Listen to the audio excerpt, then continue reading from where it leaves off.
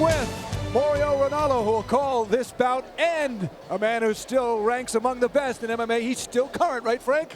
Yeah. Frank Trigg is with us. Craig Minervini, great to have you aboard with us here. It's an exciting night. It is a debut night here for Pride after a long wait. An organization based in Japan, and as you know, seen on worldwide television. But guys, finally landing here on U.S. soil tonight. The crowd is ready. We're ready. Good to have you with us tonight. What can we expect here from Pride in the Ring? Well, most people don't realize this, but this was actually a 4-year process to make this thing happen. And now that they're finally here, you're going to see it. Most people see a fight, they watch a fight, wait 20 minutes, see another fight, they get bored in between. Not at a Pride event. From the opening theatrics in the very beginning all the way to the final ribbon drop at the end, it's pure entertainment. This is something you will bring your entire family to. It's a great place to bring children to see what a real sport, mixed martial arts, is supposed to be done. Now, with this being in Las Vegas, you know, it's the entertainment capital of the world, guys. Pride Fighting Championships is the most entertaining value you will get in MMA. It makes sense for the first stop in North America to be right here in Las Vegas. Yeah, Mauro, the excitement here goes beyond the ring.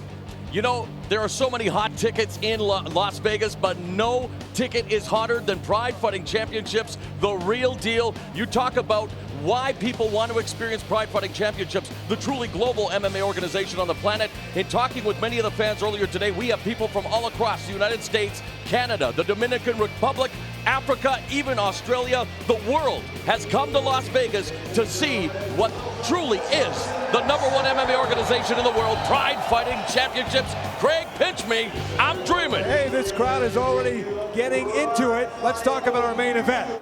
What does the veteran Coleman have to do to battle perhaps the greatest of all time? Well, I'm a little biased when it comes to wrestlers because I've spent so much time in the trenches the same way that Mark did. When I was a kid growing up, I watched Mark actually compete as a wrestler, trying to be his style, that grueling, beating a guy up, always pressure on the head kind of style. He needs to use that tonight. Wear down Fedor. The last time they fought, he didn't want to maintain the pace that Fedor had set. This time, Coleman promised me he's going to set the pace. He's going to be in control of the cardio. And if he does that, he has a really good shot of beating Fedor tonight. All right, that is saying something. Fedor Emelianeko has been on the sidelines for almost a year rehabbing his right hand, but this is a man, when they chronicle the first era of mixed martial arts, he will be at the very top of the list. The Pride World Heavyweight Champion, Fedor Emelianeko. He's already beaten Mark the Hammer Coleman once. Lightning doesn't need to strike again because this guy brings both the thunder and the lightning with his striking storm. All right, the rules are a little bit different here. It's sanctioned by the Nevada State Athletic Commission, but we also want to talk about a few other things here tonight. And one of the storylines for Mark the Hammer Coleman tonight is his family is with him. This is a great family man. He's 41 years of age, a few months shy of his 42nd birthday. His family is here with him tonight, including his two lovely daughters, Morgan, who's 7, and also Mackenzie, who is at 9 years of age. And there they are with Daddy. His two guardian angels, Trigg, and you know what family means. You have kids of your own, and for Mark the Hammer Coleman, he has his mother, his father, his brother here, but his two biggest fans, you see them on the screen, his two lovely daughters, Morgan and Mackenzie. A huge night for Mark Coleman coming back to the States. That was him a few minutes ago. Here's his opponent, and look at the humble nature and the confidence and the calmness. It looks like he's at a trade signing card show in Fedor, who is not only a humble guy. The thing that impresses me, guys, about him, the fans sense his personality, and he can't speak too many words in English. Here's another electric personality in Shogun. Yeah, no doubt about it. And you know, you talk about Mark Coleman being in the main event against Fedor Emelianeko. The rivalry is between Hammerhouse and Shoot-A-Box, and Shogun wanted to fight Mark Coleman tonight. Instead, he gets his teammate Kevin the Monster Randleman. I mean, from top to bottom, so many tremendous storylines. This is what separates Pride from everybody else. Yeah, the world's best are here. Now, we mentioned the rules. They're a little bit different because these bouts tonight are sanctioned by the Nevada State Athletic Commission.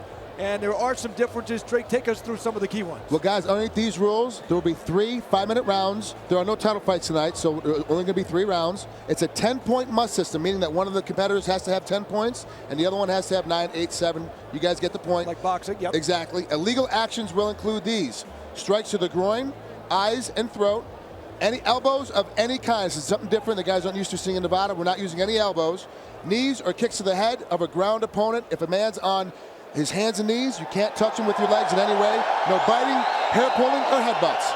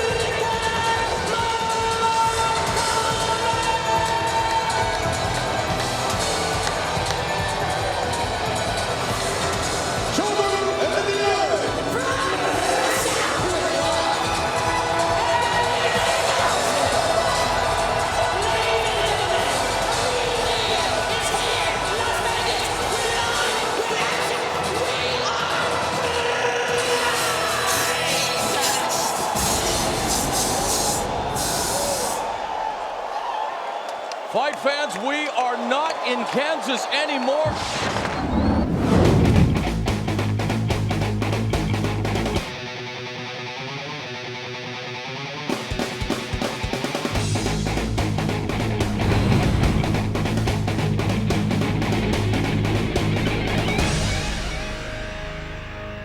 Ladies and gentlemen, welcome to Pride Fighting Championships in Las Vegas.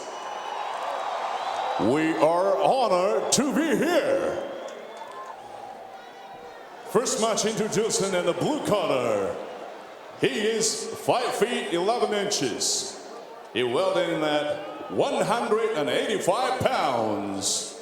From the United States of America, Robbie Lawler.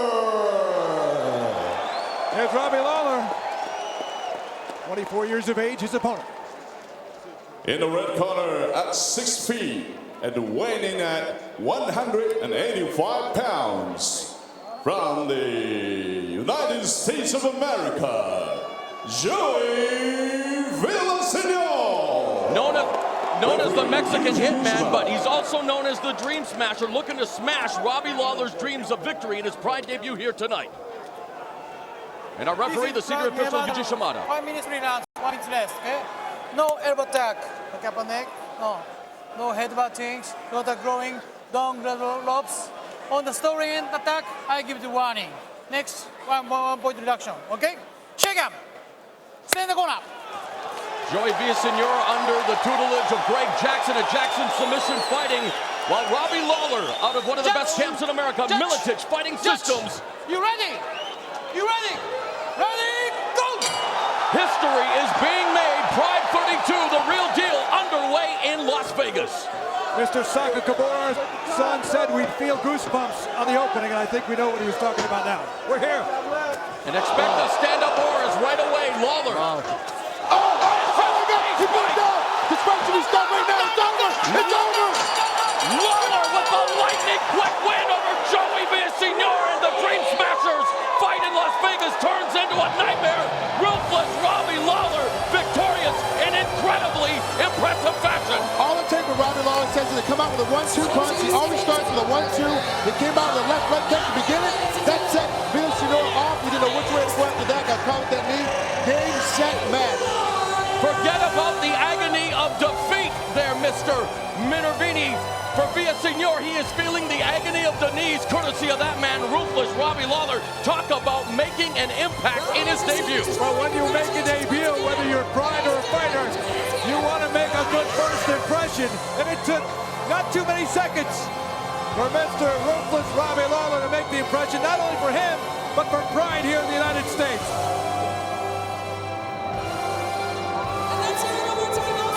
Here's a look at one of the replay action.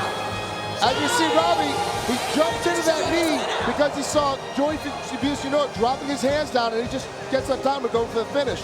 That whole thing was set up because Robbie knew that he has got explosive power to jump from the outside. As we see the original leg kick that Joey was not expecting at all, because all the tape from Robbie says he's going 1-2 first. In a fight that lasted about as long as a Las Vegas marriage, 22 seconds, Robbie Lawler's on the microphone. Or my money here at the blackjack table.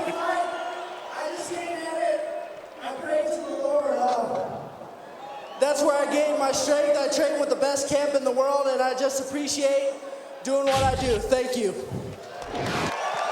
There he is, the victor. Ladies and gentlemen, the winner.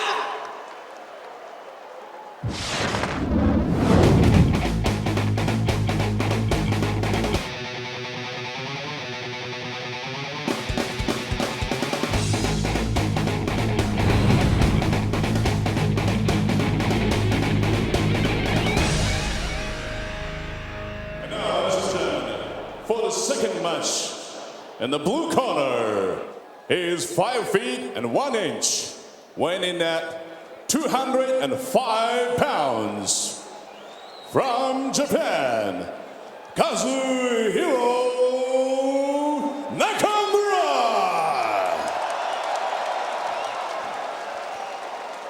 Actually 5'11". And in the red corner, at 6 feet, weighing in at 205 pounds. From Canada, Travis Galbraith. From the very beautiful country of Canada, Travis Galbraith about to make his debut, and Herb Dean, the official, will be giving the last-minute instructions. Galbraith does possess great jiu-jitsu, very strong, usually overpowers his opponents, which opens up submission opportunities. Gentlemen, Let's listen into the rules. instructions. I want you to protect yourself at all times. Follow my instructions at all times. Remember, elbows to the head are off limits, and stomping and kicking the head off limits on the ground. Touch gloves, come out ready to fight. Craig making the long airplane ride with Kazuhiro Nakamura, his mother Mieko, his brother Taiko, and Nakamura making his American debut while Galbraith makes his Pride debut here in Vegas. You ready to fight? You ready? Fight. Nice sign of sportsmanship as they touch gloves, and Trig really, Nakamura knows next to nothing about Galbraith, but he's getting to know him pretty quickly here in the opening seconds. Nice straight leg kick. Time. I didn't see anything wrong with that. Galbraith said he wants to keep things exciting for the fans. We heard that from a lot of the fighters here. It's unique, I think, to Pride, too. They're really concerned on not only doing well, but putting on a great show, being entertaining.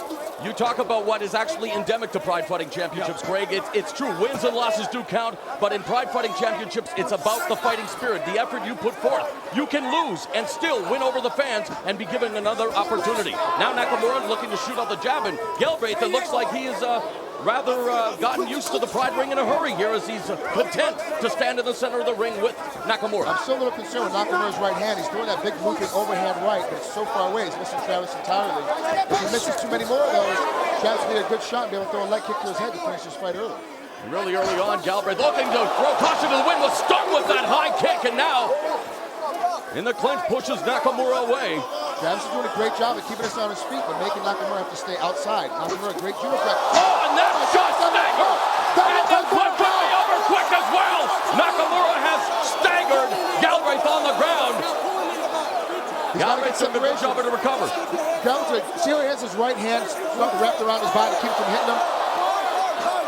Good job of trying to tie Nakamura up. Nakamura coming off a listless effort against Kiss Nakao, really wanting to impress the fans and the promotion here in Vegas tonight, and so far delivering the fireworks on the ground. Oh, Galbraith goes for a submission. Right to a knee bar. It's straight. I don't think he has it, though. It's a little too low. Nakamura's out. Beautiful job by Nakamura to escape, and the fans are on fire here in Vegas. It looks like Galbraith was out, and he escaped. He's doing a reversal. And I think Galbraith winning over the fans here in his Pride debut, showing that spirit, that fighting spirit that Pride Fighting Championships loves to deliver. In the butterfly guard now is Nakamura. If you can see how his foot is tucked inside Travis's, both feet are inside of his crotch. That's what we call the butterfly guard. So it makes your knees look like you're in a butterfly. And because they're near the ropes, it won't necessarily lead to what is known as the elevator sweep. But he is in an opportunity here to attempt to sweep him. But Galbraith doing a good job now. A position on the ground against Nakamura. Hey, Trey, did Nakamura let him off the hook, though? It looked like he had him, and Galbraith was able to get out of it. How did he do it? It was a little bit of both. Travis did a good job of getting his right hand up and hugging him down, not letting Nakamura hit him. But he also, Nakamura didn't force separation to get off to be able to throw his punches better. And here is something also that is unique to Pride Fighting Championships. The referee, Herb Dean, will now restart them in the center of the ring, knowing that they were near the ropes. Safety again for the fighters is paramount. They don't want them falling out of the ring. And again, if you're joining us for the first time watching Pride 32, the real deal from Las Vegas, under Nevada State Athletic Commission rules, 3 5-minute rounds, not the normal 1 10-minute, 2 5-minute rounds in Japan. Almost a mount attempt there by Galbraith. Good job of Nakamura from his good judo background, keeping the guy from getting mounted on him. Doing excellent work, but you also see how the guy on the bottom needs more separation. He's trying to hold on too tight. If he doesn't, now he has got his underhook. He can start to slide out the back door and try to get back on top, but he's got to move. There he goes, in the full sweep. He's got it. Beautiful sweep by Nakamura. And the crowd here responding to the action. And what a great back and forth battle so far, Craig.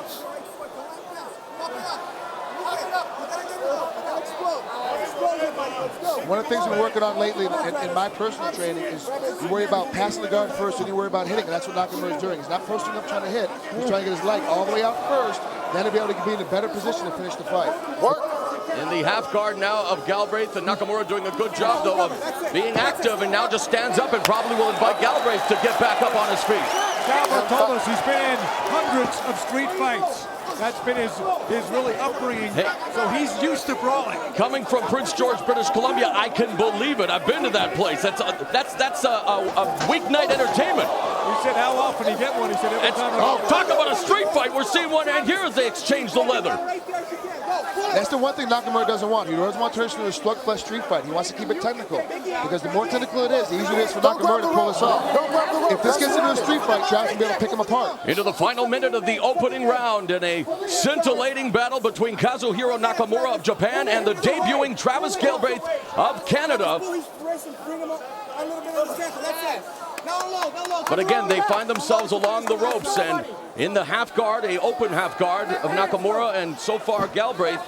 You can see Nakamura there, Trey, doing a good job of neutralizing. You control the head, you control the body. And now there's Galbraith trying to posture, dropping the hammer fist. But if you notice it, because he hasn't passed the guard, as soon as he started posturing up the punch, Nakamura very wisely moved his way, moved his motion. I was able to get in a different position. There's a nice elbow delivered to the midsection by Travis Galbraith, and they're on their feet again, much to the delight of this huge crowd at the Thomas and Mack Center in Vegas. And Galbraith, who wanted to keep it Nice jab there by Nakamura. You were going to say about Galbraith, Craig? Yeah, he wants it up here. He could have stayed down, but he... There's Uchimata. There's the judo throw right at the end of the round.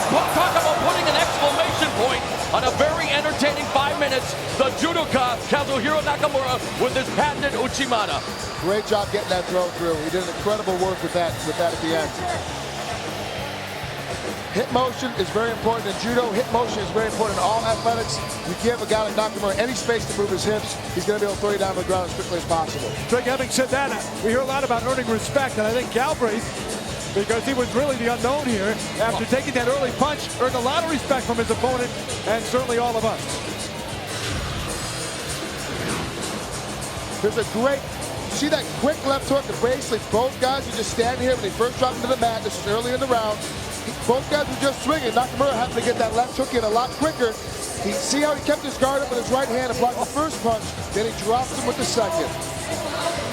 Now we're getting ready to take a look at the end of the round here as he steps his leg through. The trademark. That nice hip toss. Wow. Great job. That would have been an E-part in judo, but not a judo fight. Round 2 is underway, and let's hope that they continue to deliver the action that we saw in the opening 5 minutes. And so far, so good. Another takedown there by Nakamura, but into the half guard, looking to pass immediately. But no, he continues to stay in Galbraith's half guard. I will tell you, we watched Nakamura, Mauro, you and I have had a lot of chance to see Nakamura fight. He usually doesn't try to pass the guard right away. This is the new technique he's trying. It looks to me, at least this far in the fight, every time he gets a takedown, pass the guard first.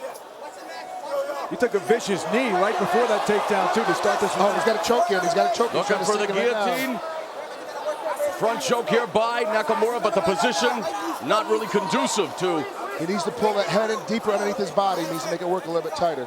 And now into the half butterfly, and Nakamura again content to bring it back to its feet, where, Craig, you thought this is where Galbraith would like it, but so far, Nakamura's content to have it in the stand-up position. And while it may not be the most technical strikes, we're seeing a bar brawl here between Nakamura and Galbraith.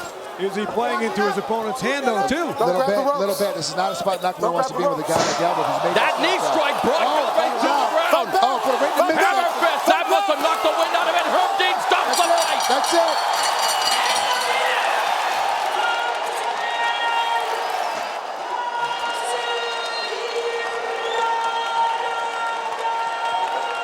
As we listen to the best female ring announcer in the business, Lenny Hart, at 1 minute and 16 seconds of the second round, Nakamura nails him in the midsection with the knee strike, drops a plethora of hammer fists. Nakamura records a very entertaining win over a very hardy warrior in Travis Galbraith. We talked about what it takes to be a Pride fighter. After the performance we just saw, I think my friend from Canada might get an invitation to come back. Now, as you see here, Travis is going to step in, and both guys are swinging wildly. See, the more tired Travis is getting, the wider his punching is going to be coming. Drives him in the ring to try to get a little break. He's bent over. He has no protection to his midsection. The knee straight up into the head. I thought from our end, I thought it was in the midsection. Yeah, you're right. Good camera work. Right to the face. He puts him down. Great job. And now we're just starting to throw it down, and we're just waiting for Herb to step in and stop it. Once again, another victorious Nakamura. And the thing is with a lot of the fighters you're going to find in Pride is we are true fighters, but also all these guys are incredibly humble in their victories. Well put, Mr. Trigg, as Kazuhiro Nakamura. Craig mentioned it as well, one of the most gregarious fighters in Pride. Always has a smile on his face as he picks up the technical knockout victory here at Pride 32, the real deal, the North American debut.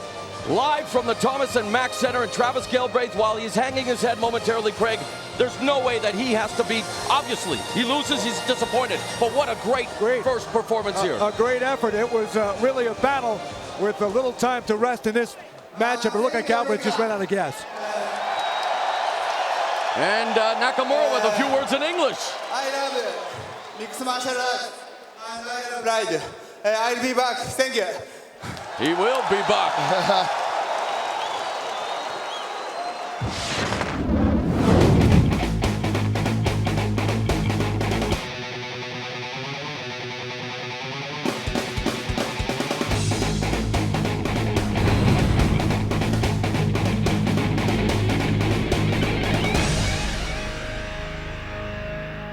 And now, ladies and gentlemen, for the third match, introducing in the blue corner, he is 5 feet 11 inches, weighing in at 195 pounds, from Japan, Yosuke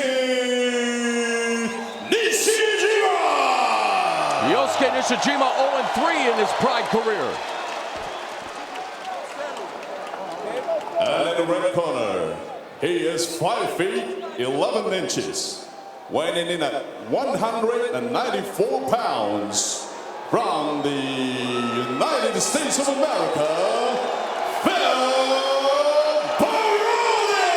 The New York badass Phil Baroni, 3-2 in his Pride fighting career. As you see the crowd here at the Thomas and Mack Center, and really throughout the week in Las Vegas, the feeling of anticipation for Pride 32 was palpable. This is 5 minutes, 3 rounds. No headbutting, no other growing, don't close lobs, okay? Pretty fast, pretty fast. Check out. Center corner. You heard the saying, Craig, faster than a hiccup. Do not definitely go for a sandwich or a drink right now. This one promises to be a slugfest early. Have you heard about it faster than a New York minute? Hey, well done. Go! Nice job. And Baroni does what many people thought he should do off the bat, is take him to the ground, Trig. Great anticipation. Smart action, smart action. He's got some of the best body blows in this position of anybody in the industry. He hits so hard. He made that look easy, Trick. He's got a great wrestling background, wrestler Central Michigan. He really knows how to do the takedown incredible. Rattling the rib cage with those right hands into side control. And the New York badass Phil Baroni looking to take all of that emotional turmoil and channel it into something impressive here tonight at the real deal. I will tell you guys, the hardest I've ever been hit by a man in practice is by Phil Baroni. I had full headgear on, full mouthpiece, he still rattled me.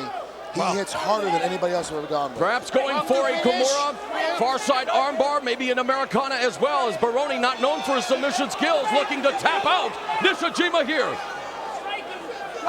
And you know, we said we anticipated it being a slugfest. I thought it would be in the stand-up. It's a one-sided slugfest. Now Baroni going to town on Nishijima. He's doing a great job controlling him. Nishijima doesn't look like he's trying to move too much, but Phil's doing a good job to knee mount and side control to make sure that Nishijima stays underneath him, under his control the entire time. Nishijima being schooled right now as he tries to scramble, but he told us he was beginning to feel comfortable on the ground, that it was becoming second nature.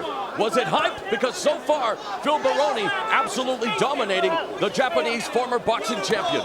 Let me tell you something, you can't learn the ground game in a couple of months. It takes years and years and years. You've only been working on it for 6 months. As we continue to see the ground and pound that he picked up at Hammer House with Mark Coleman, who will be in our main event against Fedor Emelianeko tonight. You know, we talked about it, Trig. The referee calling for action. So far, we've seen nothing but action in this tilt. And now look at Baroni on the ground, neutralizing that right arm. Got no defense. A crucifix position.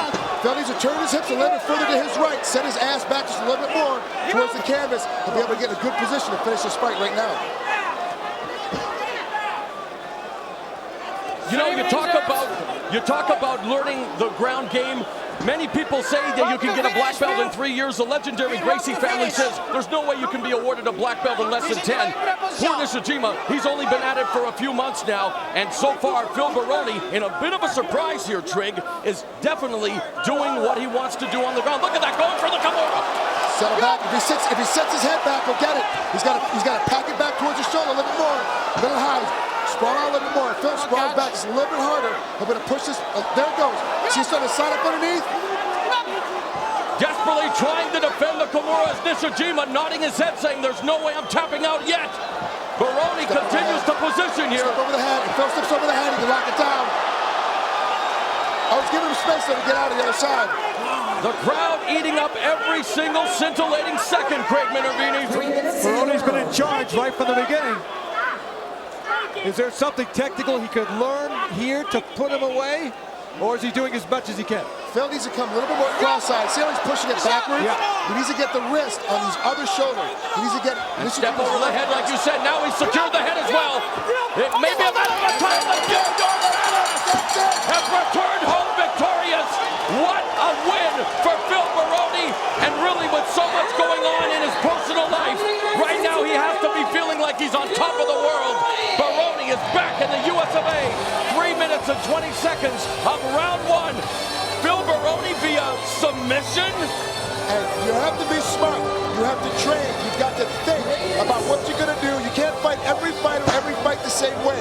You've got to adapt. Phil knew Nishijima's no good on the ground, so he takes him to the ground. You see the crowd taking pictures. Phil Baroni evolving as a fighter. There's what separates MMA from any other sport. Nishijima, a valiant warrior, going to embrace Phil Baroni, and via the Kimura, Phil Baroni records the win here at Pride 32, the real deal. And Trig, you know Phil about as well as anybody else. It is heartbreaking at times to see these people are human beings, Trig. Yeah, their job is to fight, to be in front of these fans around the world and here, but Phil Baroni, a testament to his heart, to his mental strength. He's been criticized many times for different things. Phil Baroni showing that he's indeed a warrior here tonight. I would tell you what, I mean, I cry before every win and every loss when I'm done with the emotion that comes through it, and Phil is the same way. Let's go up now to Craig Minervini, who is standing by with the winner, Phil Baroni. With Phil Baroni. Phil, we didn't expect to win by submission. Tell me about your tactic here in this bout. Me either. I don't really know any moves. Kind of saw it on TV a couple days ago. Bob showed me how to do it. I said, hey, that move's pretty cool.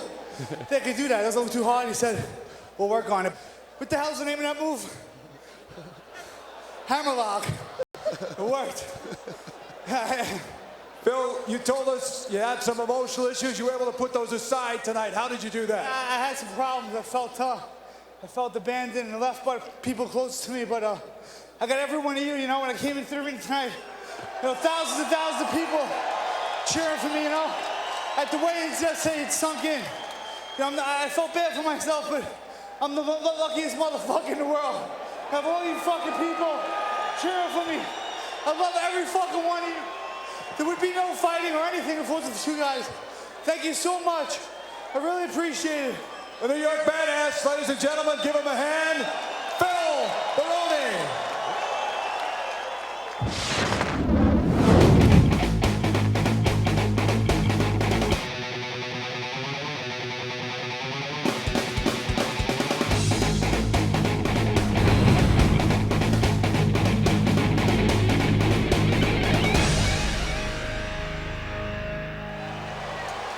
Ladies and gentlemen, welcome to Pride Fighting Champions. It's time now for the fourth match. In the blue corner, at 6 feet, weighing in at 205 pounds, from Brazil, Vitor Belfort! The phenom Vitor Belfort sports a 4-2 record in Pride. In the red corner, at 6 feet, weighing in at 196 pounds, from the United States of America,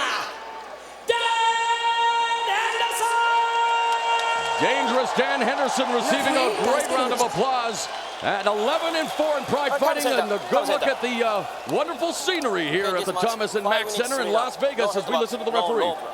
Don't grab rope. Ground position, no kicking above the neck, okay? Clean fight, clean fight. Check out. Okay, corner.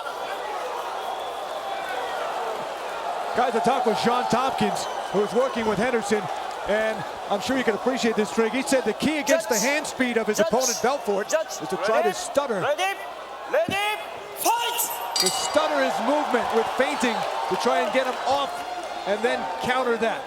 It's going to be very difficult because both these guys are super aggressive. As they come on, little tenant, right away, Dan stepping in.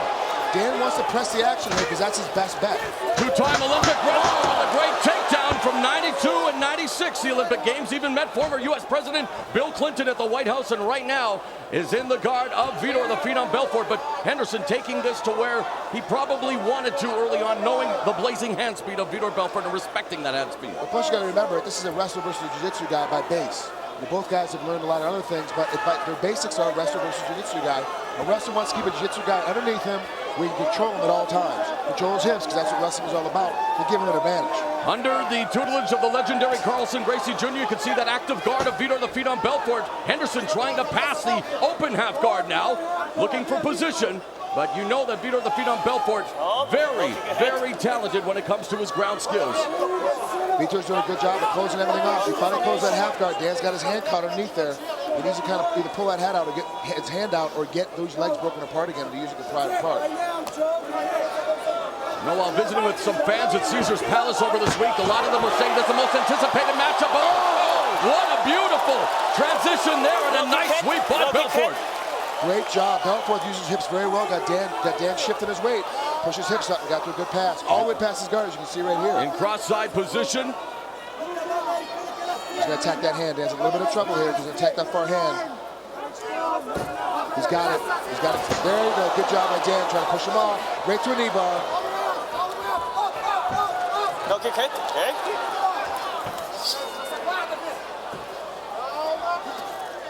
Belfort stacking Henderson now. This is not a good spot for Dan. He didn't want to be down here. You don't want to have a guy that's as good as jiu-jitsu as Vitor is and with good hand speed like he has. He did have the chance to get up. Vitor would stay too close. The thing is that to get up, you got a little separation. With a guy like Vitor with quick hands, you need another 6 inches. So you have that space to get up so you don't get hit in the head. There's nothing worse than trying to stand up and getting knocked out on your way through.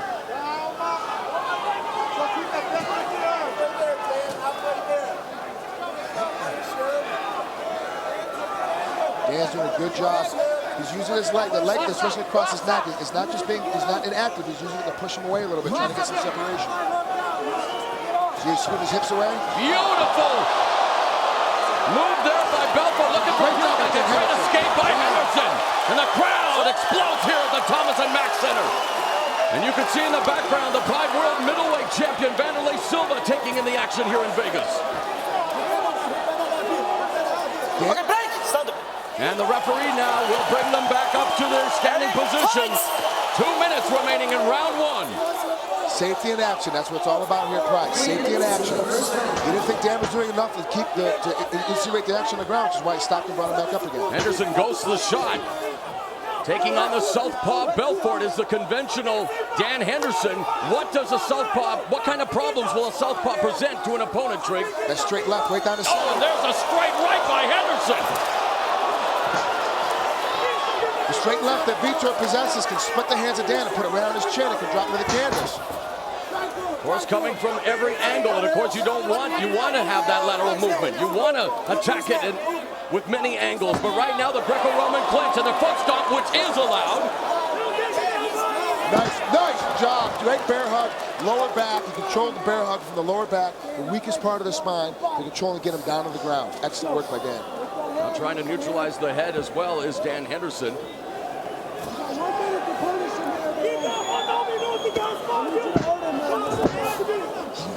Who do you think has the strength advantage? Henderson's 196 pounds, champion at 183. Belfort is 205 pounds, but right now Henderson doing a good job of controlling him on the ground. Because remember, strength is not how much you can bench press, how much you can squat. It's how much can you move in an athletic competition. That's the strength we're talking about.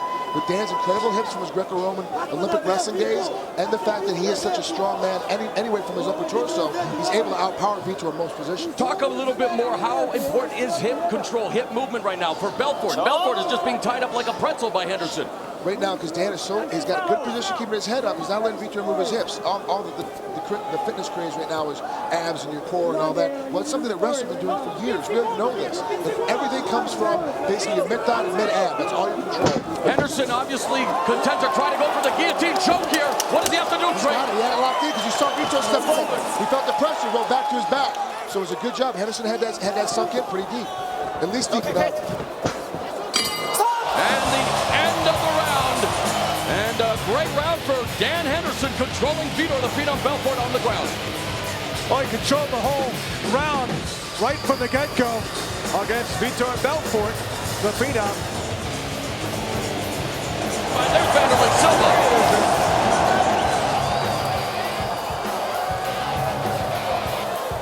Okay, second down.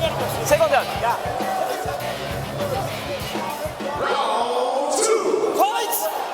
Why is Vanderlyn here other than to watch the fight? Is there any other reason, perhaps? Maybe.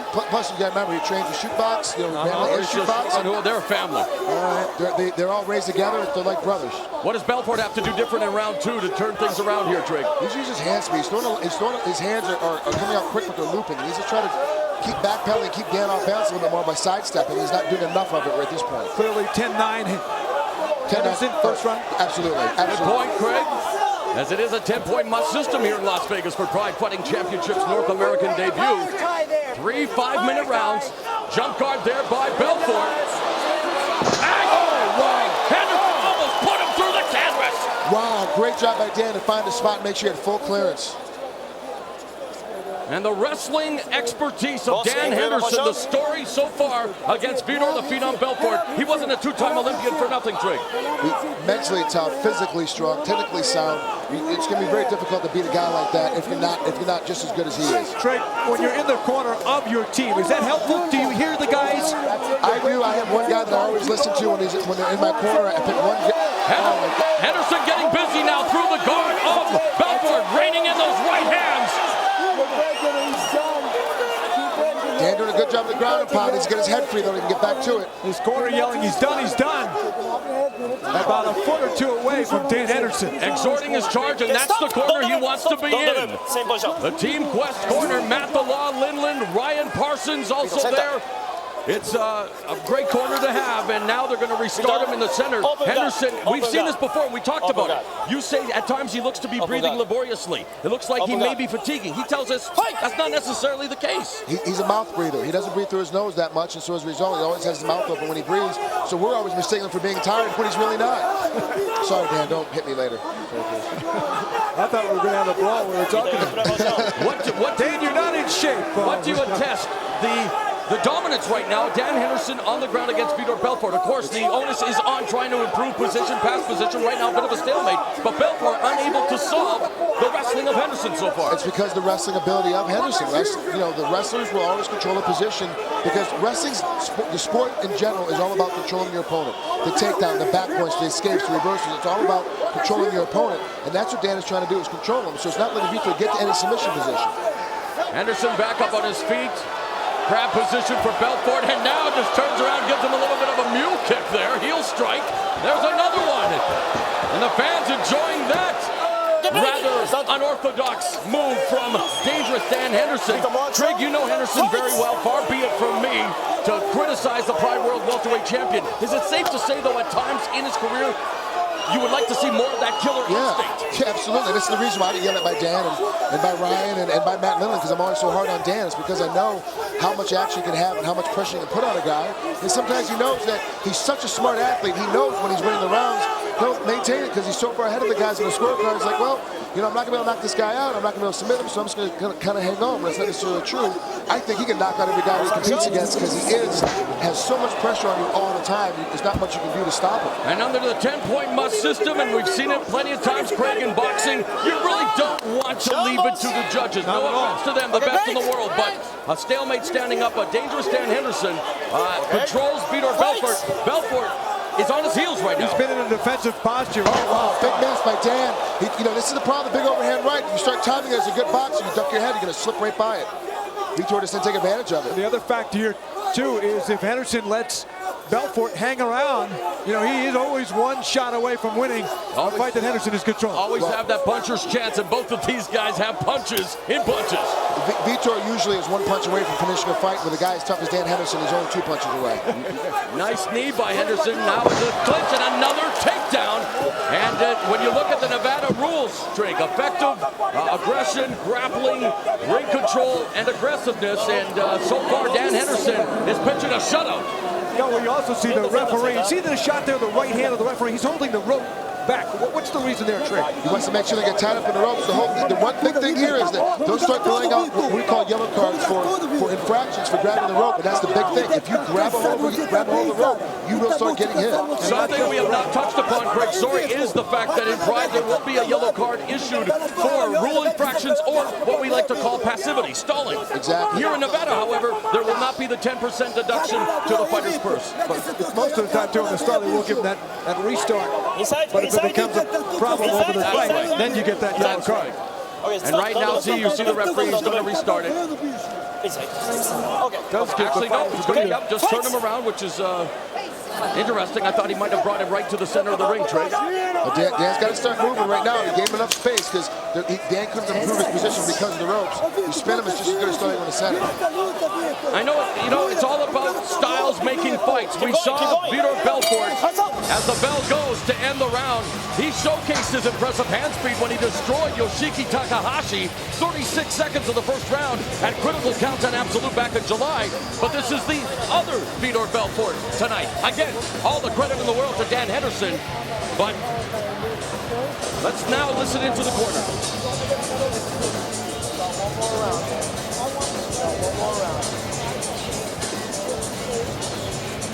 One more round is what they're yelling, and then we go to the corner of Belfort. Of course, they'll be speaking Portuguese in that corner.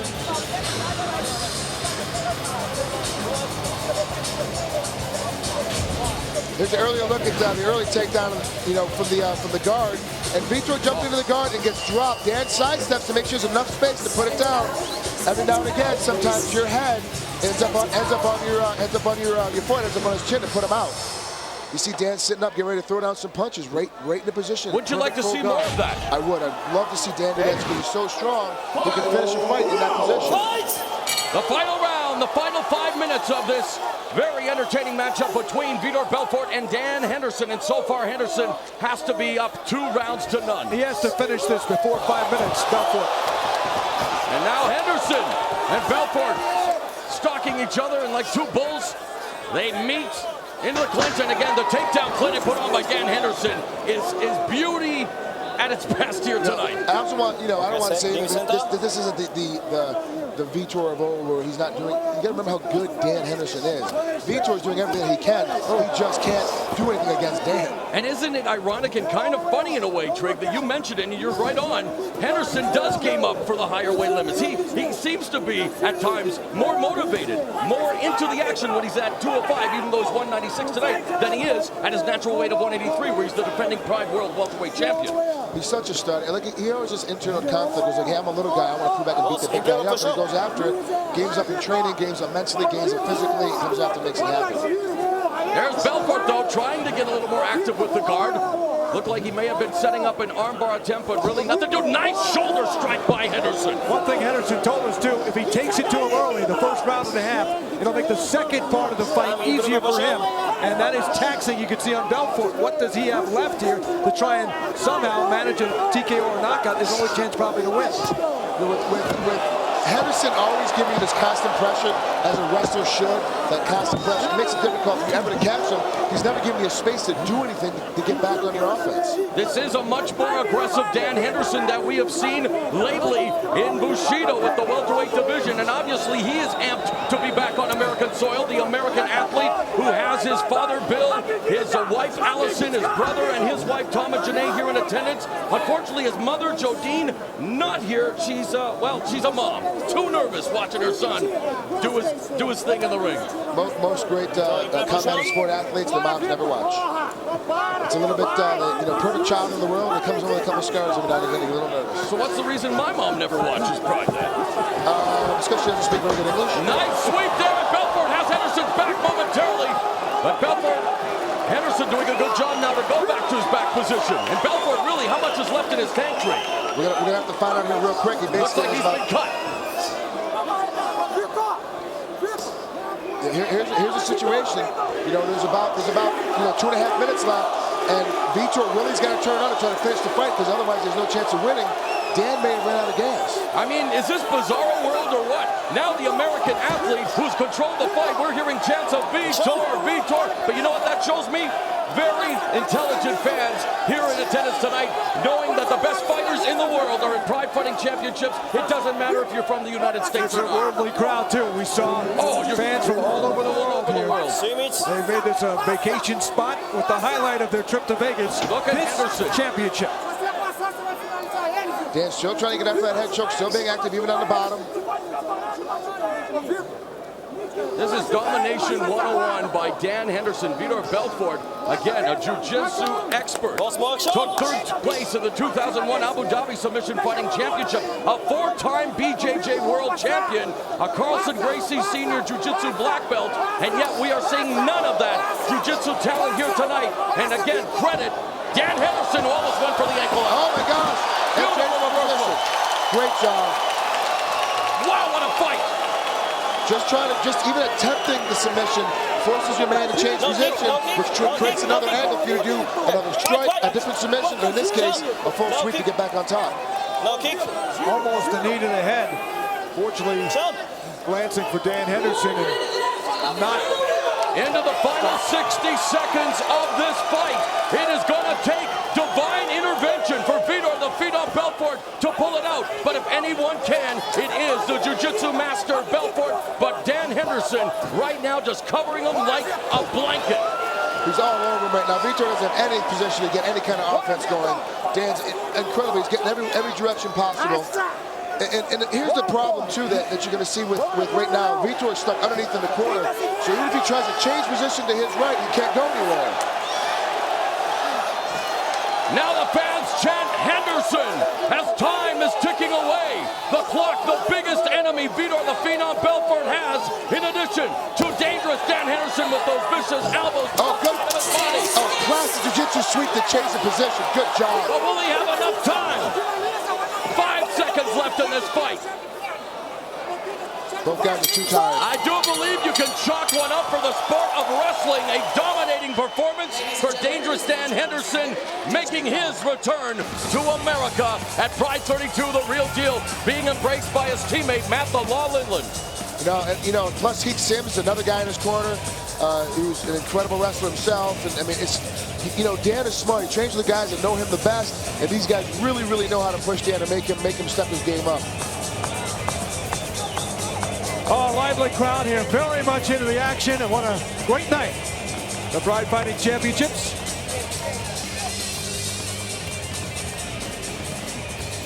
"36-year-old dangerous Dan Henderson." There you see a dejected Vitor the Phenom Belfort, the 29-year-old who, again, has all the tools to be a legend. We see glimpses of it, and then there are performances like this, not taking anything away from the Pride World Welterweight Champion who stepped up a weight class to appear here at Pride 32, the real deal. Is the result anything but academic tricks? Yeah, no. All right, let's stand by now for the official decision, and our ring announcer, the one and only Lenny Hart. And now, ladies and gentlemen, the results. Judge Nelson Hamilton scores about 30-27. Dan Henderson. Judge Marcus Rosales scores about 30-27. Dan Henderson. Judge Jeff Collins scores about 30-24. Dan Henderson. I know here in Las Vegas, a lot of people, Mr.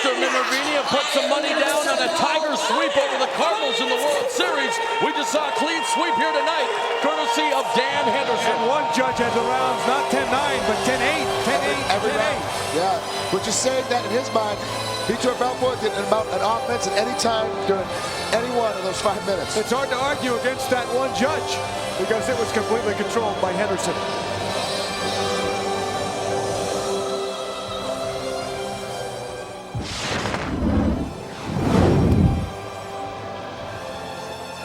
Dan stepping in. The one thing he does, that great wrestling style of stepping in, lowering his level, he throws an overhand right, always looking for the takedown, keeping you off balance. He's knocked out more than a couple foes just with that right hand alone. Dan Henderson goes to 6-2 and avenging a loss in his last fight.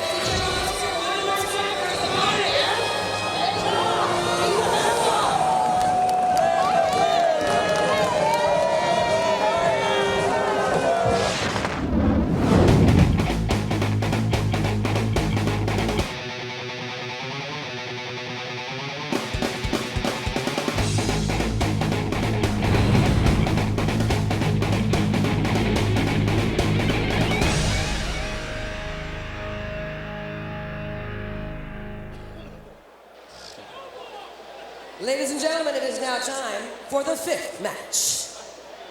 In the blue corner, at 6 feet, 6 inches tall, weighing in at 275 pounds, from the United States of America, Shogun!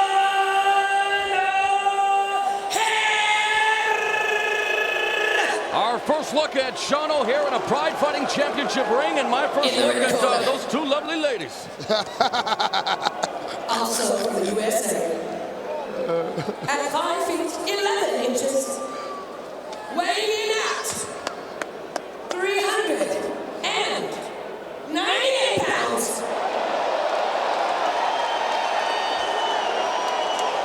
A lot of people can relate to that.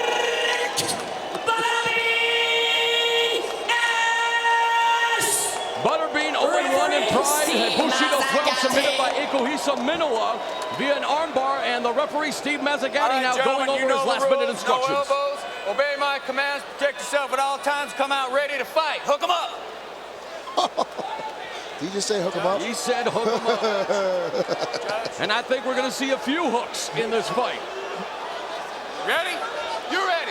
Bring it on, come on. Sean O'Hare replacing Mark Hunt. It's now MMA rules, 3 5-minute rounds, and a kick by O'Hare to kick things off. O'Hare has a bit of a Taekwondo background. That really hurt. O'Hare, a street fighter. Very marketable look, good presence, good on interviews, but Butterbean, the prohibitive fan favorite here at the Thomas and Mack Center. Pride 32, the real deal. I thought you were talking about Butterbean. We talked about the hooks. That's it. And don't doubt me, fool. Don't doubt me. The hook closes the book on Sean O'Hare's first fight in Pride. Butterbean is victorious as the crowd goes crazy. It took all of 29 seconds. Butterbean blasts Sean O'Hare out of the ring. And 29 seconds, the official time for Butterbean's knockout victory here in Las Vegas, Strick. Yeah, like I said, he looks good. He's very nice. You know, Sean's a great guy, great salesman. But I told you, Butterbean was going to dispatch this kid early. Butterbean owns a restaurant in Alabama, and he went through Sean O'Hare like he goes through one of those main courses as we revisit the action, Trick. That inside short inside right hook puts him down to the canvas because he didn't have his head protected when he went in there. When you're going to lean on a guy like Butterbean, you got to keep your shoulders shrugged and your head under position because Butterbean's going to keep throwing. And our own Craig Minervini is standing by with a man they call Butterbean. Taking a look here at Butterbean, getting ready to... Thank you very much, Mauro, with the Butterbean. Less than 30 seconds. Your thoughts on this fight? You know, tough guy coming in with some kicks, and I'll tell you what, I'm just so honored to fight in the best organization, Pride, and better yet, to fight Pride in the USA! Yeah! He got a quick kick or two in on you, but then you were able to get your onslaught on him. You've told us that no opponent has ever faced you that was not, in your words, afraid to face you. I tell you what, it come game. I can't doubt that. And I really didn't get ready to fight till he hit me a good one. That made me want to go. And these fans here are great. Thank you. Love everybody here. Thank you. But I mean, so many people are used to seeing you purely as a fighter. You've made the move over to mixed martial arts. Were you ready, if necessary, to grapple too? How's that part of your game? Well, I've been training with the American top team in Florida, and they really helped me on the ground. If they went to the ground, I know enough to get out of trouble and get back up. So I was game either way. How much fun do you have doing this?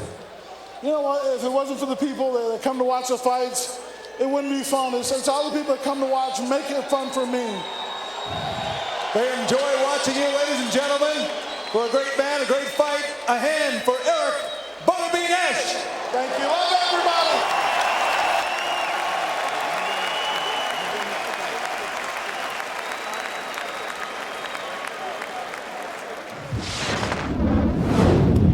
The president of Pride, Ladies and gentlemen, Mr. Saka here's Kabura. the Actually, that is our general director of Pride, Nobuhiko Takada, in the ring, who will address the fans here in Las Vegas. We were told it was going to be Saka Kabura-san, but it's Mr. Takada instead.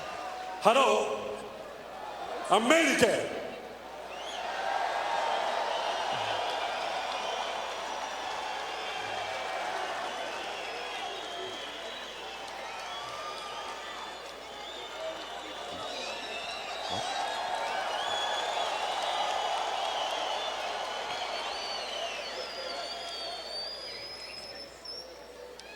Please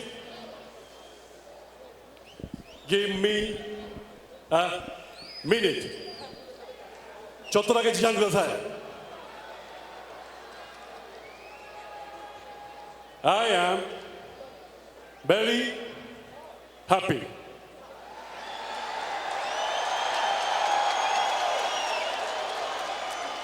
To be here in Las Vegas.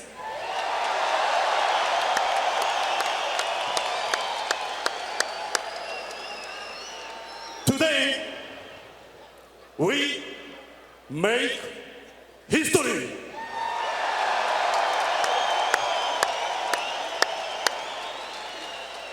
Tomorrow, we break history. Pride is here to stay.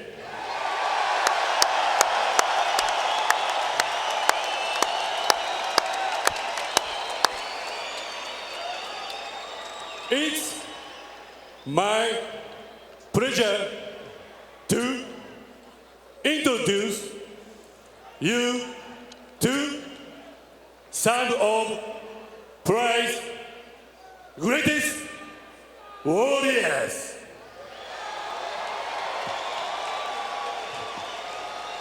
Otokoの中の友達、出てこい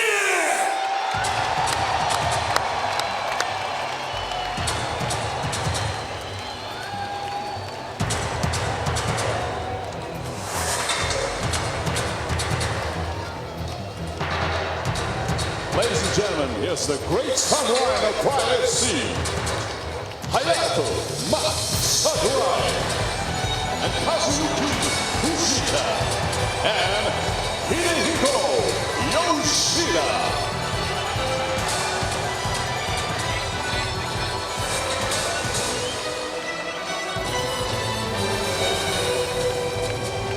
Craig, you talked about a terrific triumvirate of fights to come. We've got a terrific triumvirate of fighters in the ring representing Pride. And by the way, Nobuhiko Takada, great job with the English speech there. Hidehiko Yoshida's in the ring there. He's shaking hands now with Hayato Sakurai and Kazuyuki Fujita, three of the very best that Japan has to offer. Looking forward, I'm sure, to fighting here in America. Yoshida on the left, there he is, the 1992 Olympic gold medalist in judo, and without a doubt the biggest native star for Pride Fighting Championships in Japan. And let's see what they have to say. Good evening.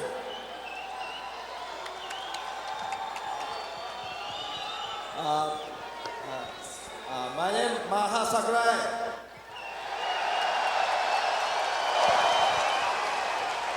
Welcome to Pride.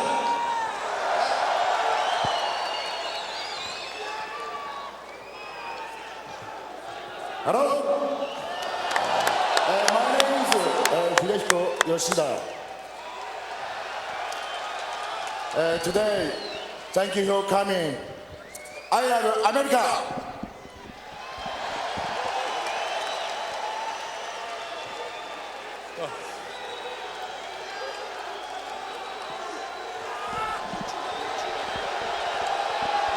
Kazuyuki Fujita receiving a thunderous response here from the crowd. They remember his battle with Vanderlei Silva. USA. Next time, my time. Let's not forget as well at Pride 26, Trig, he was the one man that rocked Fedor Emelianeko. And Kazuyuki Fujita, Maha Sakurai, Yoshida looking to be a part of Pride Fighting Championships. I think Takada-san said it best. Pride is in America. Pride is here to stay. And I sensed a little friendly jealousy from the fighters when they said next time is my time, because you could sense they want to be a part of this too. And hopefully if there is another card to come, they'll be here. 3 bout. You will witness some of Pride's greatest warriors.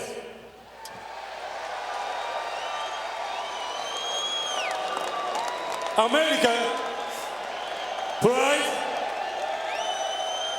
warriors are ready. I think a lot of fantasies have come true tonight with Pride being here in America, Craig. I think you've logged on to that website. The true spirit of Pride. America, are you ready?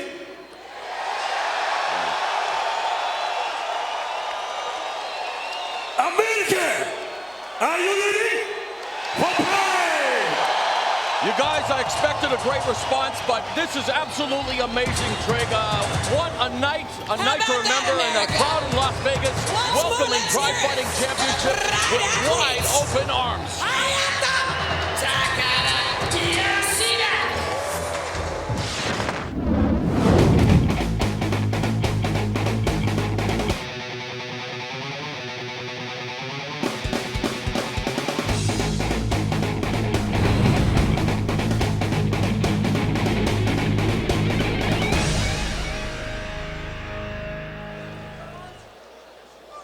Ladies and gentlemen, welcome back. This is Pride Fighting Championships, the real deal. And now, for the 6th match. In the blue corner, at 6 feet, 1 inch tall, weighing in at 235 pounds, from Poland,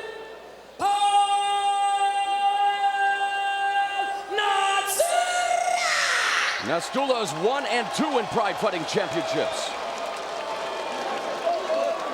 In the red corner, Gotta love the Pride fans. at 6 feet, 3 inches tall, weighing in at 243 pounds, from the United States of America, Josh Barnett! And a thunderous reception for the Seattle native Josh Barnett, 4 and 3 in Pride. Referee Herb Dean bringing the two combatants to the center of the ring for his last minute instructions. Gentlemen, we've gone over the rules. Let's keep this fight nice and clean. Follow my instructions at all times. Protect yourself at all times. Remember, no elbows to the head, no kicks or knees to the head on the ground. Touch gloves, come out ready to fight. You've heard the old adage, baptism by fire for Nastula. His MMA career was a baptism by conflagration. In his Pride debut, he suffered a first-round TKO at the hands of former Pride World Heavyweight Champion Antonio Rodrigo Nogueira. Showed natural MMA skills. It should be a good one. Barnett, Nastula, Pride 32.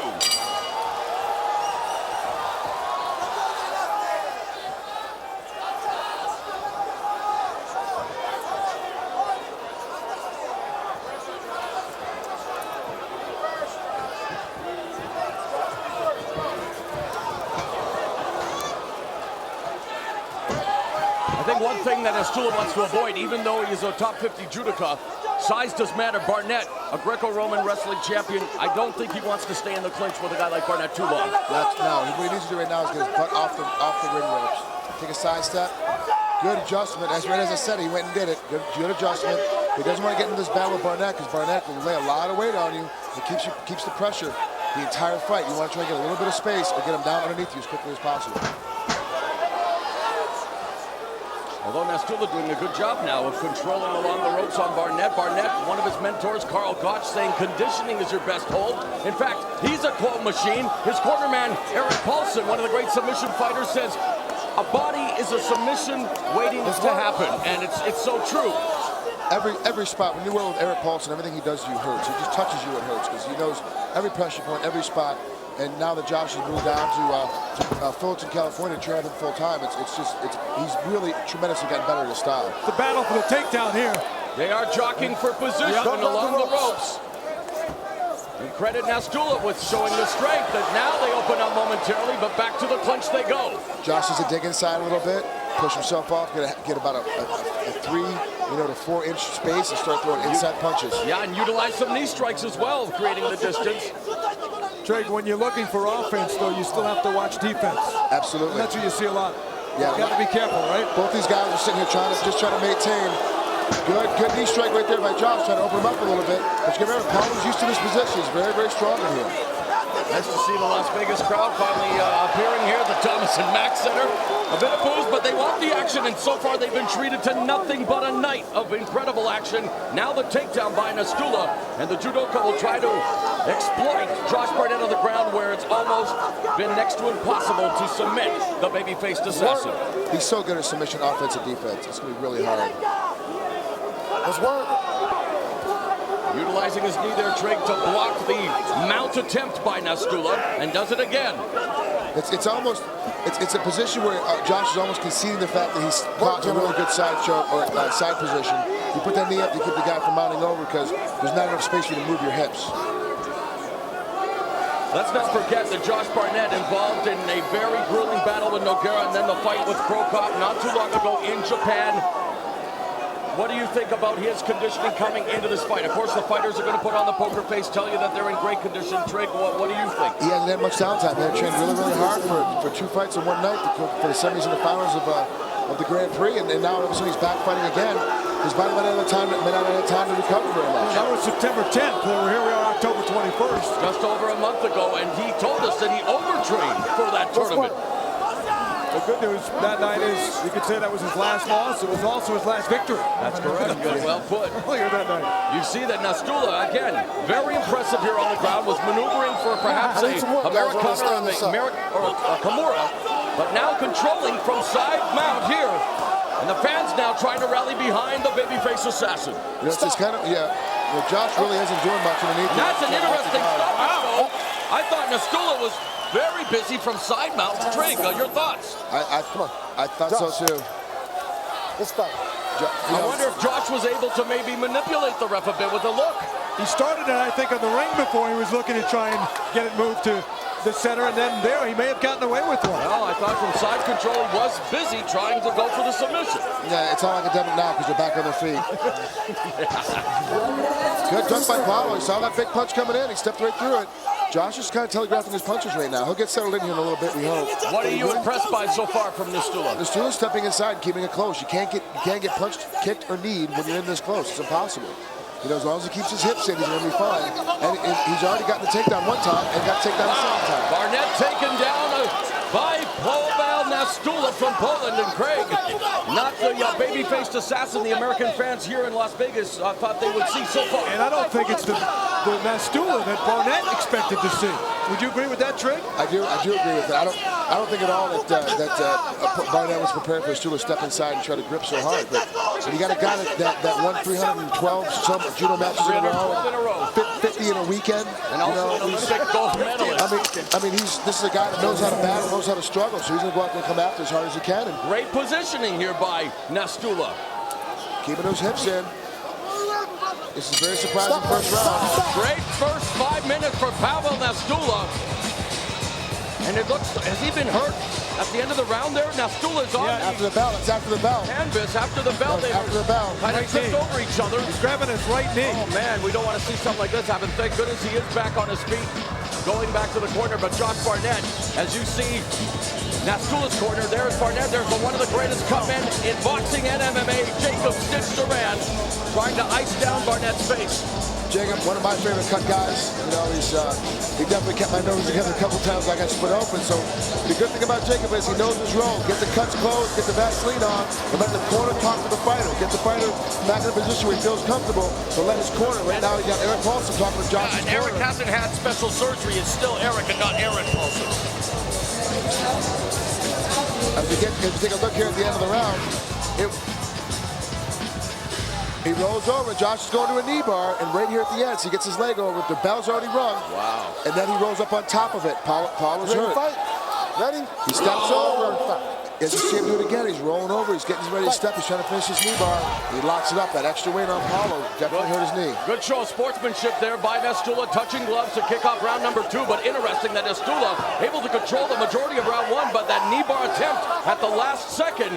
Wonder if that's going to become his Achilles heel now, because you can see Nastula has hurt that knee, and Barnett now back to the clinch.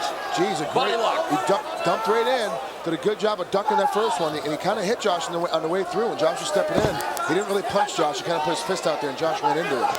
But he's doing a good job still of maintaining the position. If he gets his butt off the ring ropes, he may be able to control the second round. In my opinion, he won 10-9 the first round. Right, he began his MMA career at the relatively advanced age of 35. Pavel Nastula, tremendous physical shape, and I think really his strength is deceptive. Action. Lost his first 2 fights, too, until getting the victory last time. I was talking to Eric Paulson, the coach of Barnett, yesterday. He said the objective is going to be to prevent the clinch as much as possible, but that hasn't really materialized so far. Not at all. And I got to make a comment there, 35 is not that old. in athletics, starting a career. Work with me, Twinkle Toes. There's Nastula Barnett now. Coming on strong, but back to the clinch. What he wanted to avoid, according to Craig Minervini.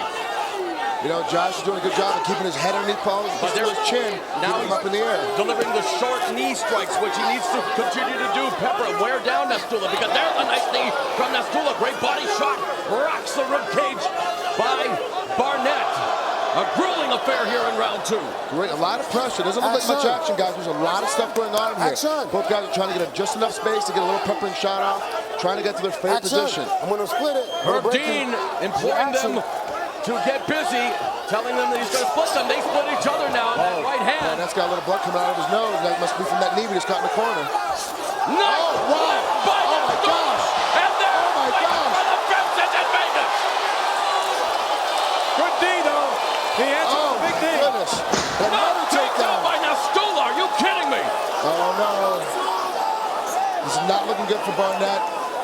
Pavel Nastula with, without a doubt, his most impressive performance to date in a 3-fight MMA career against Josh, the babyface assassin. Barnett coming off one of the most memorable nights in his career just over a month ago in Japan, but he's in deep water here against Nastula, back in side control. We have Nastula, who's not even, to my knowledge, he's not even ranked in the top 10. And Barnett's ranked in the top 3 in all heavyweights in the entire world. And this is an incredible battle. Just past the halfway point, too. Can Barnett hang on? Barnett doesn't need to hang on. Barnett needs to get up. He needs to start moving a little bit more. He's got to push off and use his great jiu-jitsu skills from the bottom. Get himself at least back to guard. Good rollover. Also by Barnett. And there is the strength we talked about. He's on the ankle. He's on the ankle right now. Stop. That's it. That's it. What a comeback for Josh Barnett. And the biggest comeback, I would say, since Lazarus Drake. He was being dominated by Pavel Nastula and the babyface assassin electrifying Thomas and Max Center. Barnett with a beautiful submission win at 3 minutes and 2 seconds of round 2. Drake, wow. That was incredible. You know, what happened is as soon as it went to the ground, Barnett immediately started looking for the takedown, and ran the takedown, so immediately looking for the submission, went right to that ankle, trying to finish it as quickly as possible. And it was absolutely amazing that Barnett, that's always been his MO. He takes you down, he passes your guard, he tries to submit you immediately. He finally got ready to rock. We'll take a look here early at the round. And you could see in the replay, Mirko broke up in the crowd. Go ahead. He's going to get hit in the head. Paulo stepping through, stepping in, and he's just attacking Joshua. People weren't expecting. They weren't expecting to come through. And, you know, nobody, including me, expected to step through, especially get those body lock, low body hugs, and get down to the ground. Take a look here at the end of the round. Knee in the chest, reach over, gets a hold of that ankle lock. He's got it sunk in deep. He comes on top and he lays down. He's tapping out because his ankle's caught up. And the pain is etched on the face of Nastula. Now we're receiving word that that knee is in pretty rough shape, but look at him, he's back on his feet. The Warriors in Pride fighting. Let's look at it one more time, Drake. Good push off. Paulo kind of rolls over for a knee bar and misses it, leaves that foot hanging out there. Josh steps right on it, puts pinky toe right to his butt, and he's caught right away. And you fans new to Pride Fighting Championships, I know in America the ground game is still an education, but that's what the ground game is all about. And Josh, the babyface, Hassan Barnett standing by with Craig Minervini. Thank you, Mo. Josh, heck of a bout. I know you have a lot of respect tonight for your opponent, Pablo Nastula. It was very difficult for you.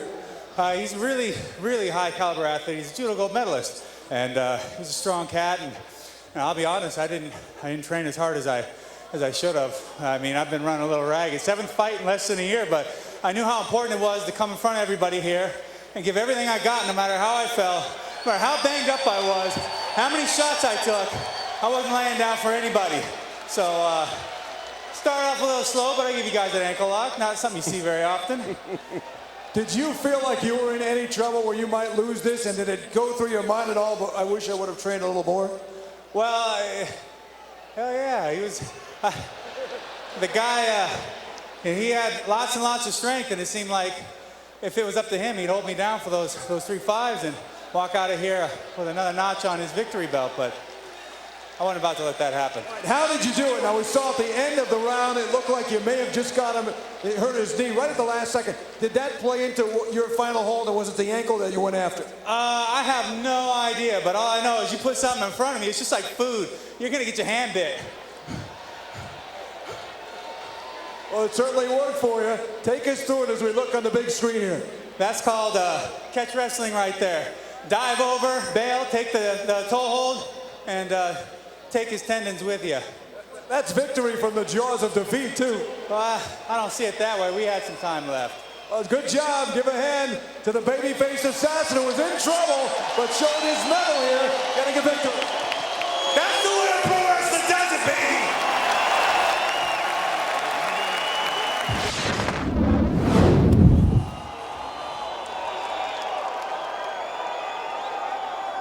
What's up, America? Primeiramente, um recado pra galera do Brasil, do Portal do Vale Tudo e da Band Esporte que tá acompanhando. Hey, Mamoru, beijo, te amo, hein? Hey, my friends, I'm very happy for stay here tonight, and because in the life, everybody have the better moments. In these moments, you see who is your real friends and the real fans. Thanks a lot, my friends, for power, for giving to me.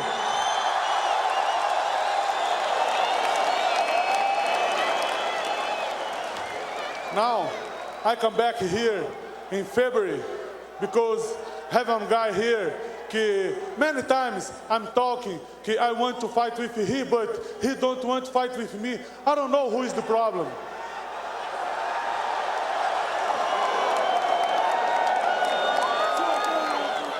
Chuck, I'm stay here, man. No possible you running.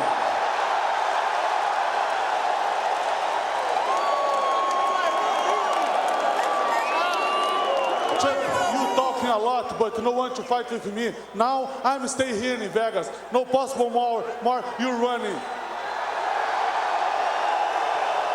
February. This saga's heating up. Federley Silva calling out Chuck Liddell. The crowd here in Vegas wants to see it. Thanks a lot, my friends.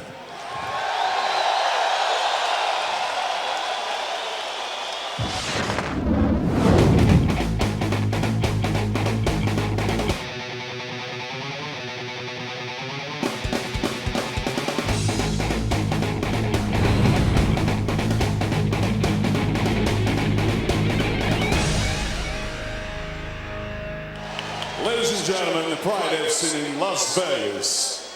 It's time for the 7th match.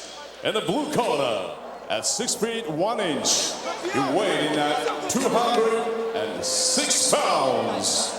From Brazil, Mauricio Shogun. Mauricio Shogun with a great response at 9-1 in Pride. And in the blue corner, he is 5 feet 1 inch, weighing in at 203 pounds. From the United States of America, Randleman. An unbelievable reception for Randleman, 4 and 6 in Pride. We talk about this being the real deal. Let's go now to the referee's last-minute instructions for what should be an epic encounter. No kicking of face, no elbow above the neck. Okay, clean fight, clean fight. Corner. Craig Minervini, Frank Trigmore, and now the ringside. Randleman is ready. He's a caged animal. Judge. Look around a long time. Yes. Ready. He's been waiting a real long time. Last fight. Whoa. Take down Randleman, Trig. We saw that coming from the locker room. Over a year. October 10th of 05 was his last fight. No. Randleman, of course. He's in a heel hook position right now. The one thing about Kevin Randleman, he's very athletically gifted, but fights with emotion. And sometimes when you fight with emotion, Trig, it can come back to haunt you. He's caught a pretty good position right now. You can't let him get that rope, right, Trig? No, they're getting ready to pull him off right now. They're trying to get him off. He's leaning on the rope, but I think the ref is trying to get him off. He's in a catch position. He's in danger. Yellow card. He's so strong. He basically flexed his way out of that. He's in a heel position still. Needs to move his heel out of the way. Straighten it out. If he straightens this out, Kevin's got to keep his knee bent. Shogun began training Brazilian Jiu-Jitsu at the age of 6. Has a brown belt in BJJ from the vaunted Shooterbox Academy. Continues to manipulate that foot. Kevin literally is doing a quad flex just to get out of this position. He's that strong.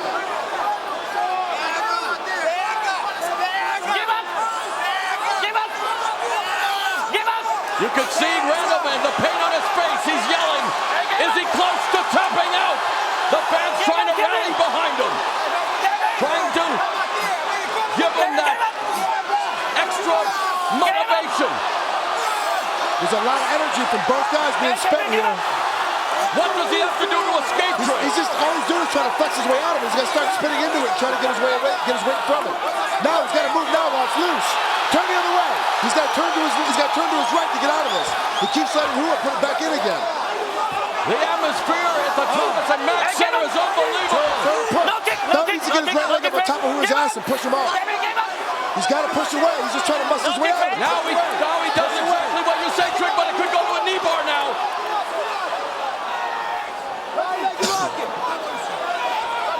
High drama in the desert city of Las Vegas. A knee bar situation. This is tight. This is tight. Kevin's very flexible, as you can see. Wow, you better be. That's it. Mauricio Shogun with the submission victory as the crowd explodes in Las Vegas. The Brazilian celebrating in the center of the ring. Shogun continues his meteoric rise in the MMA world. Not enough time. Kevin spending time on the ground, trying to learn how to get out and defend submission skills. But Kevin Randleman is definitely back. It's a lot better Kevin we've seen in the past. But I'm perplexed. I'm dumbfounded as to why he wasn't more aggressively trying to escape. I don't know. I mean, you're gonna have to ask Kevin that one because in my position, for me, on the outside looking in, I would have been trying to keep my way out of there, throwing kicks to his butt, trying to get any way to push him out, any way to get my ankle free from this position. Was it a question of trying or maybe not knowing the technique to actually get out of it? It might be a little bit of both. Yeah. You know, that's one thing that's been plaguing the Hammer House. Their inability or their stubbornness when it comes to the ground game. Although Kevin told us he moved to Las Vegas for 2 years, made the move to work on the ground game. Unfortunately, that work not helping him out tonight. Let's go back to the replay.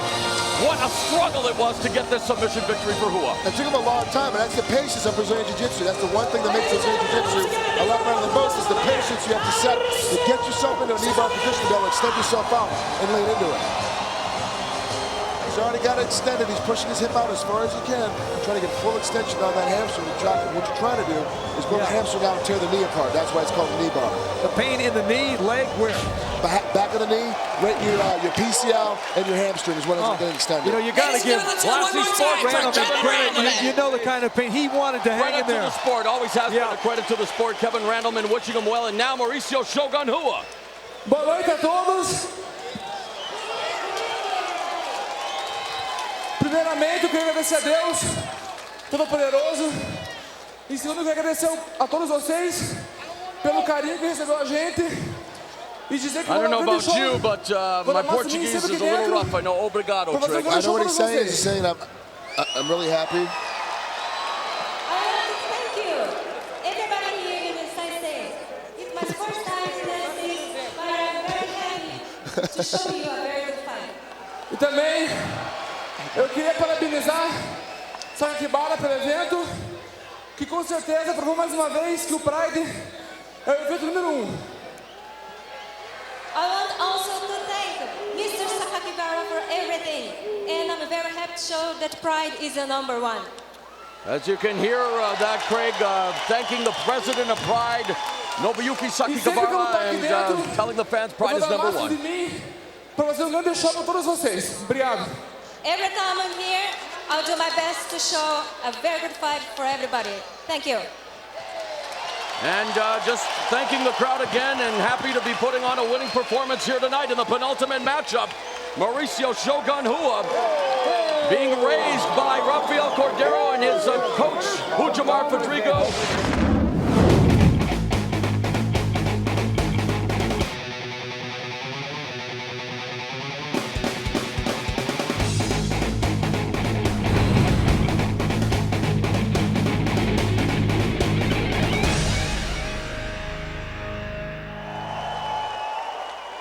And now, ladies and gentlemen, it's time for the main event of PrideFC in Las Vegas.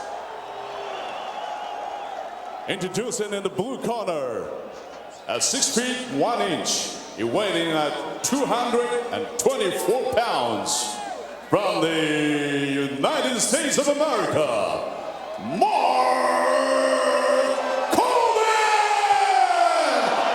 Coleman is 8-4 in Pride. And in the red corner, he is 6 feet and weighing at 224 pounds, from Russia, Pride heavyweight champion, Fedor Emelianeko. A deafening roar goes up for Pride World Heavyweight Champion Fedor Emelianeko, undefeated in Pride at 12-0. Referee Yuji Shimano with the last minute instructions. 5 minutes free run, 1 minute interval. No elbow attack, no elbow thing, not growing, no gloves or lobs, okay? This is main event. Free fight, shake out. There is great respect between these two guys. They didn't even look each other in the eye. They're not trying to have any extra showmanship. They just want to battle. Both talk very glowingly of their opponent. A night where the preeminent MMA organization in the World Pride Fighting Championships makes history by coming to Las Vegas. It's time for the main event, the rematch. It's the real deal, Fedor versus Coleman. For those of you that are concerned, as I am as a parent, Mark actually had both his daughters removed from the arena short time ago before he fought, and they will be back if he's okay after the fight, win or lose. The world-class wrestler goes for the single leg takedown. Great sprawl by Emelianeko, something Mark Coleman told me earlier in the day, Trig, something you can comment on as Emelianeko begins. He rocked him, he hit him hard on that one.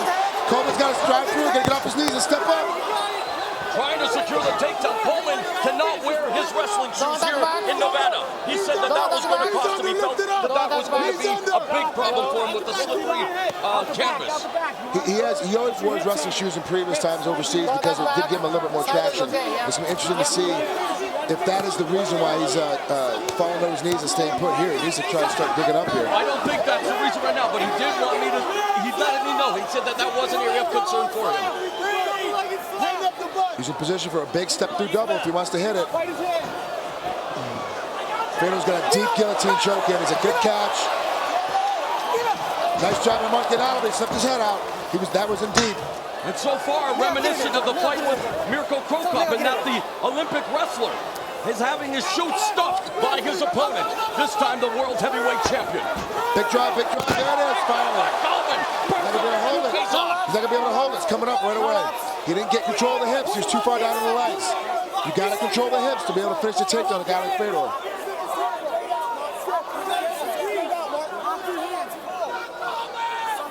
Fedor, the ringside here, you can see his face, complete poker face, shows no emotion whatsoever anytime he's competing.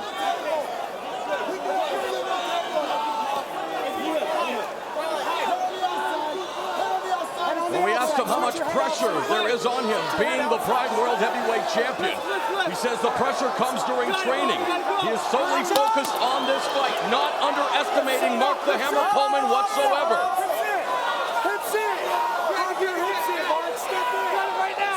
Mark is stepping right now. Pick him up if he chooses to. He's got a good position. He can step in and lift. Oh, you get that hand get free.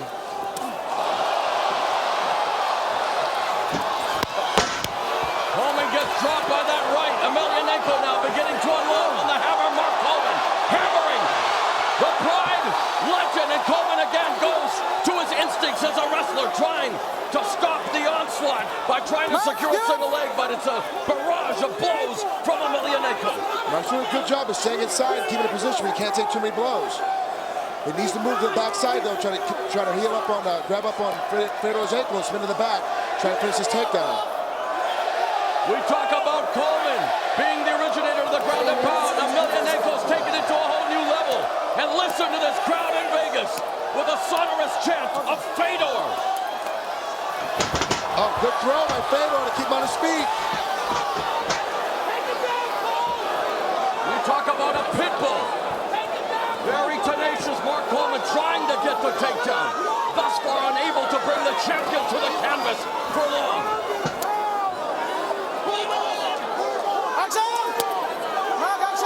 Looks like there's a little blood on Fedor's back. Guys, the Hammer, trying to take the takedown, was leaving himself exposed. I mean, that's the extent of his defense. So far, that's how bad he wanted to take him down. Yeah, he needs to get at the expense of himself. Yeah, he needs to get us to the ground. That's the only way he's really going to be able to maintain any kind of offense. The crowd in Las Vegas is on its feet for the most part, taking in every single second of this fight as they're finally broken up. Where did that mouse under the left eye come from? Was it one of the rights? It came from the onslaught. A punch he was taking while he's down, so he stuck down underneath. And there is a cause for concern now. They will check the cut. Safety paramount. The medical staff of the Nevada State Athletic Commission now looking over that left eye of Mark Coleman. And of course, the vision is key.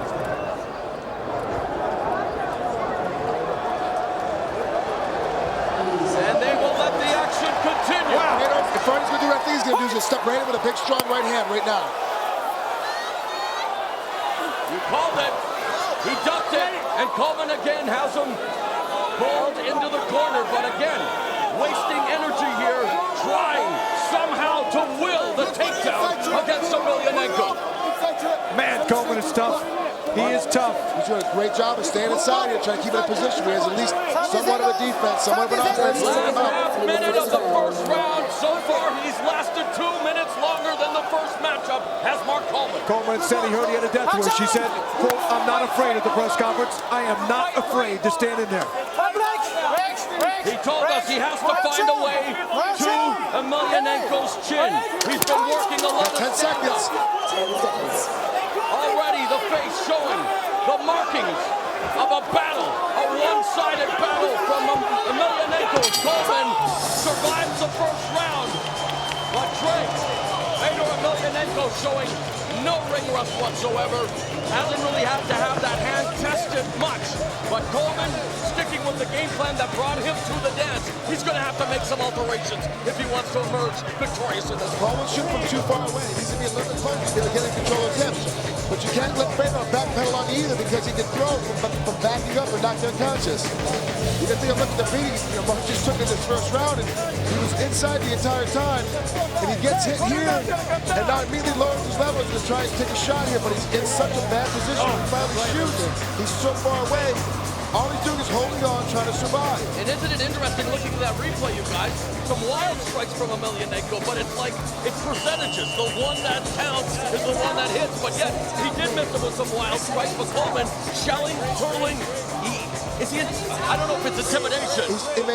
He hit him with a hook, uppercut, hook combination that literally moved Mark off his feet before he shot on his leg. Obviously, Coleman respects Emelianeko. And Fedor respects Coleman too. It is mutual. And he grew up watching him. I mean, this guy, Fedor, watched Coleman and has always been a big fan of the veteran.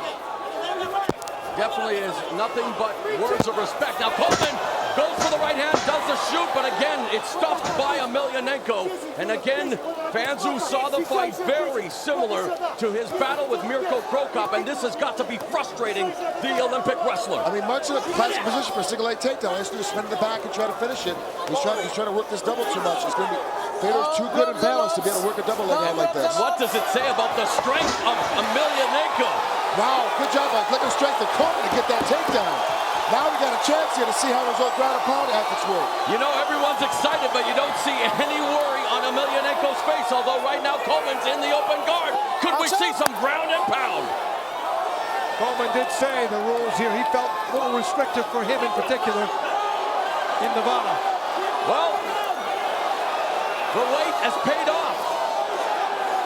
Gotta be careful, let's get catch his hip. Let's go back that armbar again. He's gonna catch his hip. Again.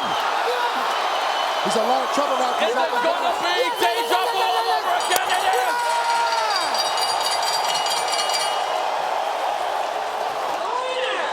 Oh wow, I'll tell you something.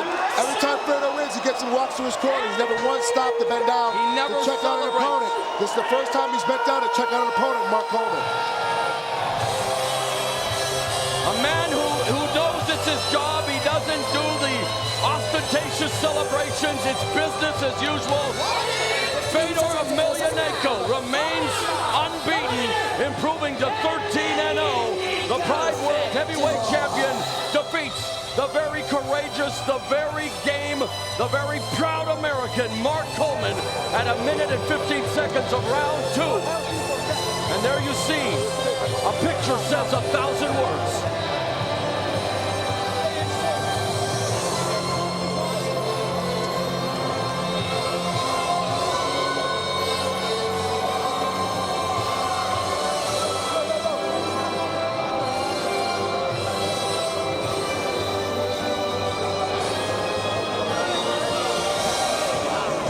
That was Coleman embracing with his brother, an emotional embrace. And Treg, the main event of Pride 32, the real deal, is in the books. No surprise that Emelianeko is Look and see how Emelianeko already moved his hip out of the way, and Mark never covered his hip back up, but letting Emelianeko get to that arm.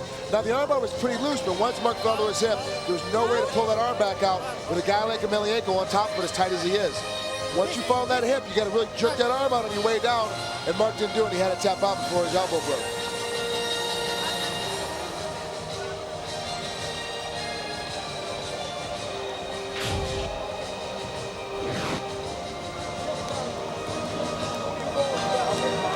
There's Phil Baroni embracing one of his mentors, Mark Coleman. And there is the Pride World Heavyweight Champion, Fedor Emelianeko. And now Craig Minervini is going to try to get a word with the obviously dejected Mark Coleman, now embracing his opponent again. Two great warriors, Mark Coleman and Fedor Emelianeko.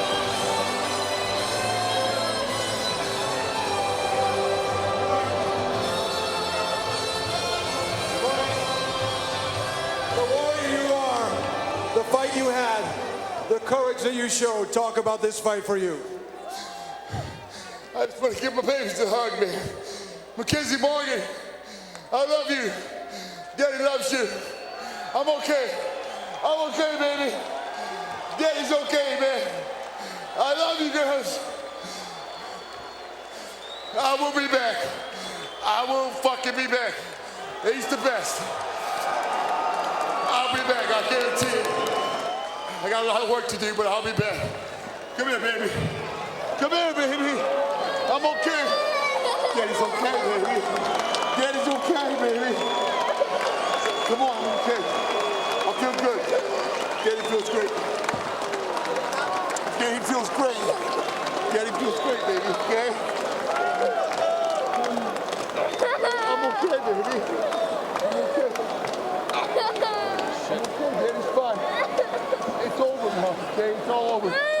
Daddy's fine. Come on, boy, you're so good, baby. Daddy's fine. Daddy's fine, okay? I feel good. Okay, I'm so glad it's over. Let's go have some fun, okay? Let's go have some fun, okay?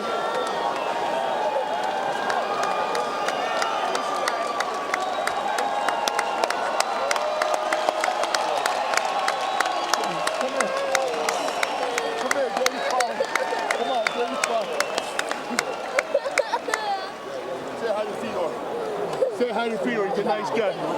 Say hi. He's okay. No, it's okay. It's okay, babies.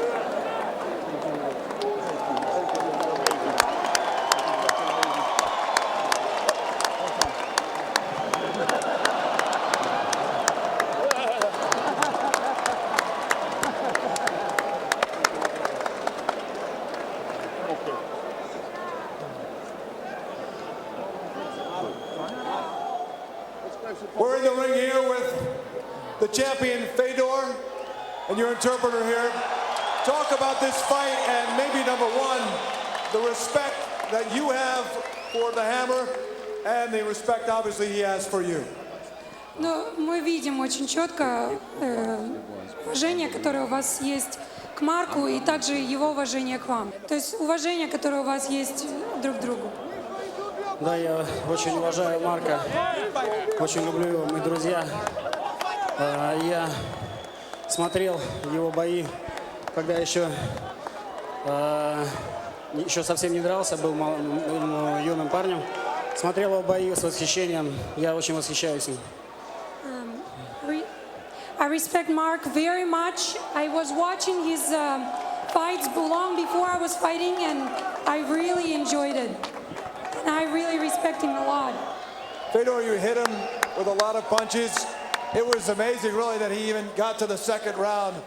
The character that he showed. Talk about what you tried to do in this fight.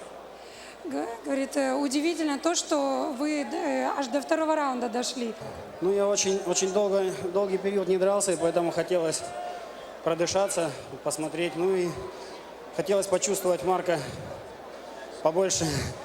Хотелось применить все свое умение. I haven't fought in a long time, so I wanted to make this fight a little longer because I wanted to feel Mark and see what he's about, and I wanted to use my knowledge and abilities that I have. Fedor, welcome to the United States. Thank you so much. Fedor Emelianeko, ladies and gentlemen, a hand for the still undefeated champion. Ladies and gentlemen, once again, let's hear Great it. job by Craig Minervini. Pride Fighting Championships, Craig. It is the real deal, and it doesn't get any more than the real drama we saw in that ring at the conclusion of the main event. I want to thank the great fans of Las Vegas, everyone that came from around the world. I hope you've enjoyed Pride 32. Craig, what a wonderful night, my man. 10 years after Pride was founded in Japan, they landed the